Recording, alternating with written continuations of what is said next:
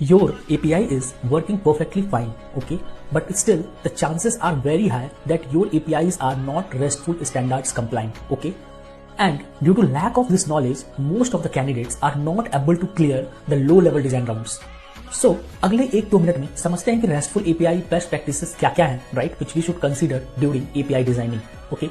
And if you want, we keep meeting again and again with this kind of interesting topics. Make sure you follow concepts of CS. So the first thing is API endpoint names, right? So if your API endpoint names contain verbs, it's a big turnoff, okay?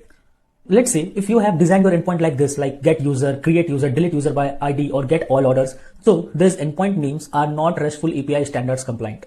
So two things which you need to keep in your mind while designing the API endpoint. First, the API endpoint name should not contain any verb, right? And your API endpoint should be noun. These are the endpoints which is actually RESTful API standards compliant. Okay. Here if you see, I'm not using any verb. These all are nouns and plurals. Okay.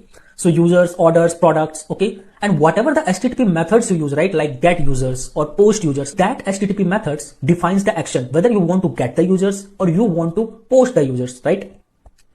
Like here if you see, we have the HTTP method for all the endpoints, which clearly tell the intention why this endpoint is being developed, right? And we have also discussed that your API endpoint name should be plural, okay, as per the API naming conventions.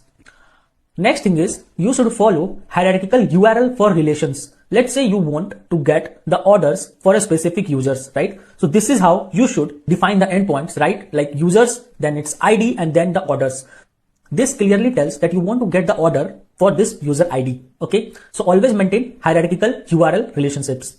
Next is if you want to filter some data, right? Let's here, I only want to get the paid orders, right? We should not define an endpoint for this saying that get paid orders by date. For situation like this, we should use query params, right? Where you can define different parameters and fetch the data based on your filters, right? Like here, I have mentioned two parameters, status, and second one is the sort parameter, which tells that my order should be sorted based on the date, right? And all orders having status should be paid, okay? In the upcoming video, we will be talking about the HTTP status codes, right? Like what are the HTTP status codes we have, and we should use those HTTP status codes with what HTTP methods, right? So stay tuned for that.